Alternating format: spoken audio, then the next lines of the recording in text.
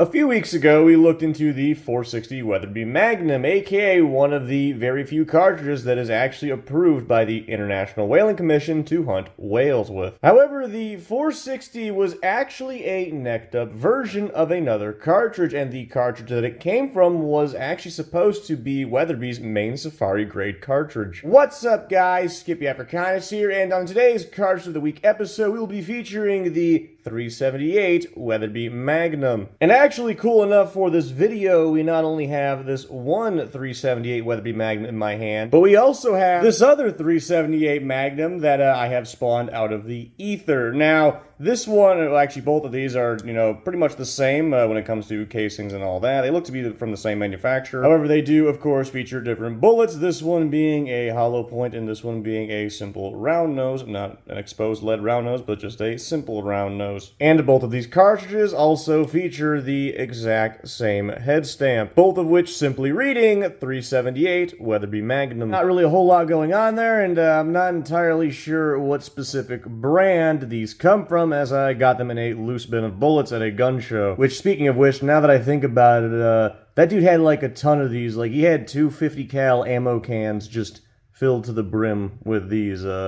Definitely kind of weird having a lot of big game hunting ammo like that. But anyways, going on into the actual cartridge's history and all that, this cartridge was developed in 1953 by Roy Weatherby and was inspired by both the 416 Rigby and the 375 H&H Magnum, which I do not have a 416 Rigby, but that's the 375 H&H that it also took inspiration from. Now, this cartridge sought to be an improvement over Weatherby's earlier 375 Weatherby chambering, fixing some of the problems that the 375 H&H parent case it used faced. Those problems, of course, being pressure related. As although this is most certainly a big boy right here, Weatherby wanted a little more out of the cartridge that this little parent case right here wasn't giving him. So with that, he would go on to develop the 378 Weatherby Magnum, its own proprietary case. Now, what we have here with the 378 Weatherby Magnum is an average of about 260 to 300 grain bullets with velocities in the ballpark of 29 to almost 3,200 feet per second. All things depending on the loading itself, of course, which, as per these, I'm not sure what the bullet weight is on either of them. As again, I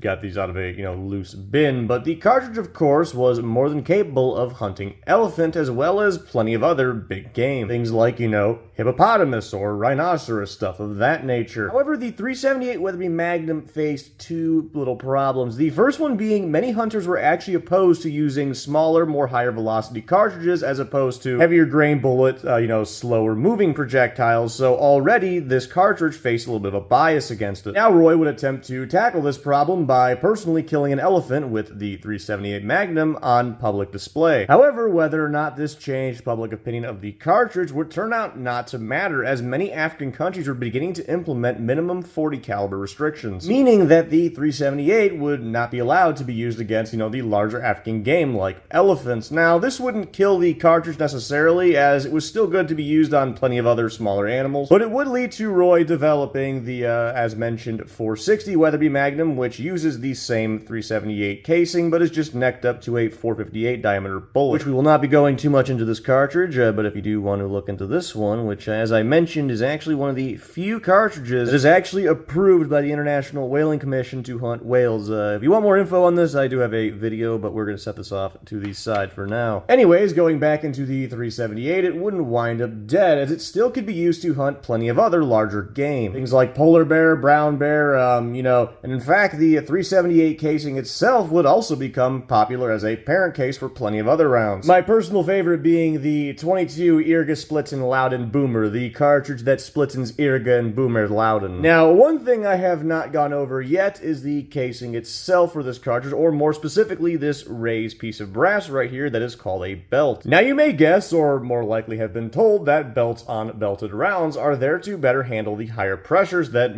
massive rounds like these generate. However, that is actually wrong. The reason that the 378 378 and belted cartridges in general have these belts is to make head spacing easier and much more precise, which is, especially important when you have such high pressure rounds like these. Now before we go, I do want to make mention about something important with this cartridge in regards to hunting animals like elephant. And that is that though the 378 cartridge is more than capable of taking one down, these two examples that I've shown so far in this video are not elephant killers. The main reason being is their bullet construction, as typically when you hunt animals like, let's say, elephant, you use what's called a monolithic bullet, which what that is it's essentially just a bullet comprised of a singular material, typically like machined brass. You don't have a lead core or a jacket or anything like, these bullets have, where they have the obvious lead core and then jacket. It's just a solid metal bullet. I mean, I guess that's not to say that these probably couldn't take down an elephant with good shot placement, but if you were going elephant hunting,